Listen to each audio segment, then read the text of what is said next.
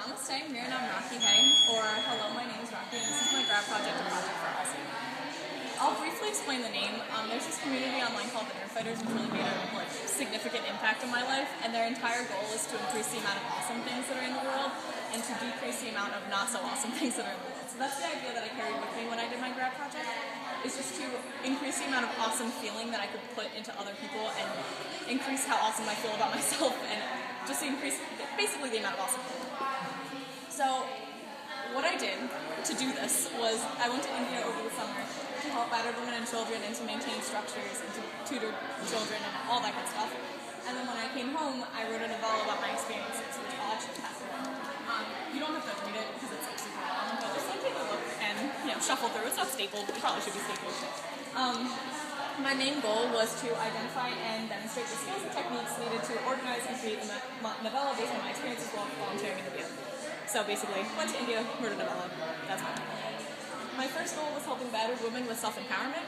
This is kind of an interesting goal for me because I actually thought that I didn't know what I was going to be doing before I went to India, and I actually thought that I was going to be teaching a women's self-empowerment class, but I didn't end up doing that. But it's still on the board because I did kind of empower some women. There was this girl who I met there, Sonia, and she was awesome, and she was like really shy when I first met her, but eventually she opened up to me, and she's like, I don't want to be a girl because I don't want to get married, I want to be a police commissioner, and I want to like run the world. And I was just like, you are awesome. You don't have to get married. Being a girl is totally cool, and just you can be a police commissioner, you can be like the Queen of France, you can be whatever you want to be. And so I helped like work with her to up her confidence a little throughout my stay. My second goal was teaching English, math, and computers to people in rural India. And this was kind of fun, being a teacher for a couple weeks. I actually read them, The Telltale Heart, and by Graham Poe, and I made a couple like handouts for them to do, like worksheets, which was kind of different because it's really hard from the other end. And I loved reading them by Graham Poe because I got to experience someone else reading Poe for the first time, and I remember how much I loved it, and their eyes were like wide the entire time. It was awesome. And with math, this girl, Monica, she's adorable, and she was one of the girls I tutored in the afternoon. She loved addition, and she just wanted me to give her addition problems, so I'd be like, yeah, what's 7 plus 10? And she'd be like, 17, ma'am. And I'm like, yeah, I guess that's right, let me use my fingers. And computers, I didn't have a computer at my disposal, so I actually stole my mom's iPad, and I taught them how to type using an iPad, which is kind of similar. I mean, it's the same keyboard, so. My third goal was building and maintaining structures in Dharamsala. Dharamsala was the town I stayed in. And I actually got to paint my own daycare, the daycare I was working in. And as you can see, I did the alphabet on the outside, and I did a Himalayan scene because, here are the Himalayas on the side of the daycare, and then you look up, and then there's the Himalayas, like, on the skyline, and it's really awesome. Helping care for children in the area. I ran a daycare in the mornings, which was totally awesome, and I love doing it. And I just had so much fun with these kids. They're so goofy and little, and they love the things that kids here love, just in another language. Experienced new culture and returned to the US with a different vision. As you can see, I definitely not only experienced new culture, I completely embraced it. I mean, I bought like 10 Indian suits, and I got my nose pierced, and I had Indian food every day, and I definitely returned here with an entirely different vision than when I left. I was a different person. Create journals while in India to document my experience. I actually did 2 types of journals. This journal was notes for my novella, which is just like things that I did, and I'm really glad I did this because otherwise I would have had no clue what I had done, and I would have had to like really rack my brain. And my orange one were my notes for my grad project journals. I actually wrote my grad project journals as I was doing the hours. So.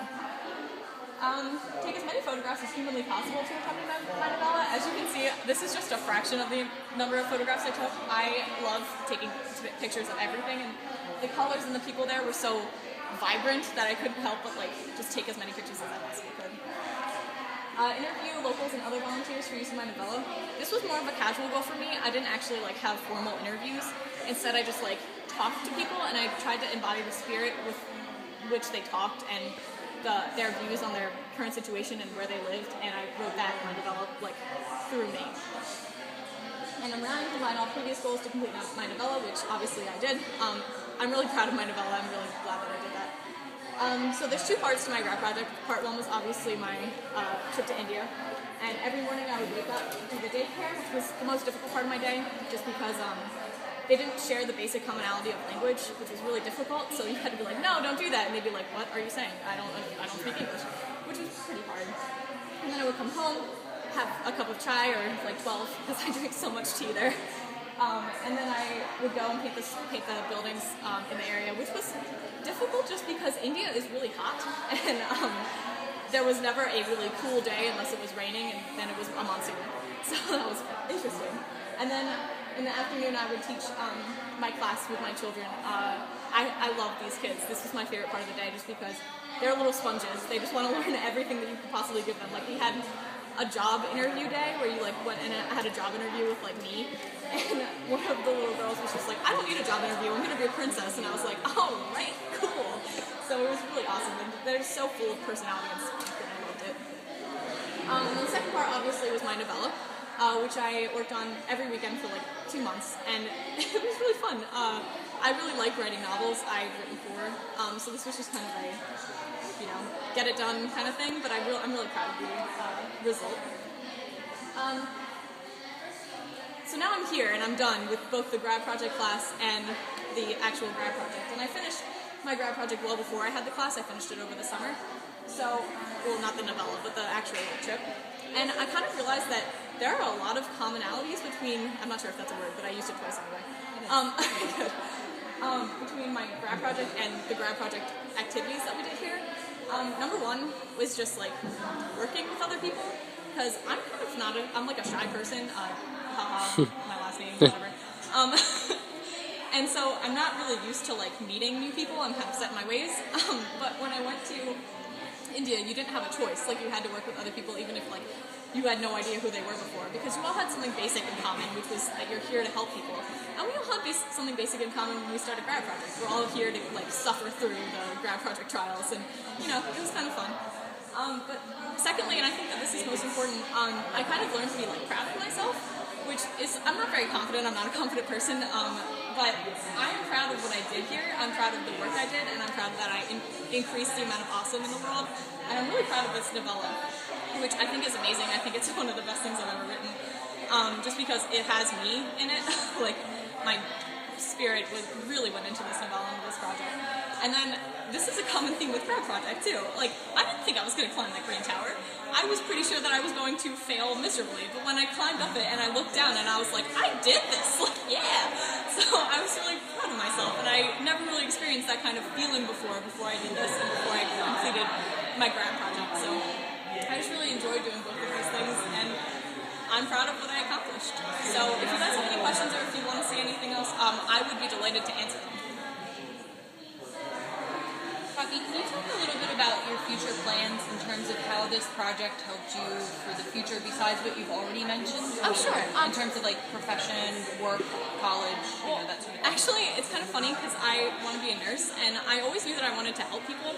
So I'm going to nursing school, and my plan actually for when I'm done with nursing school, which I never would have done if it hadn't been for this project, is I want to go and open a clinic in a third world country when I'm done with nursing school and when I'm done with getting my master's degree. So like I would never have thought about this before I did this, and like I did this for grad project, but like it helped me in so many ways other than that. So.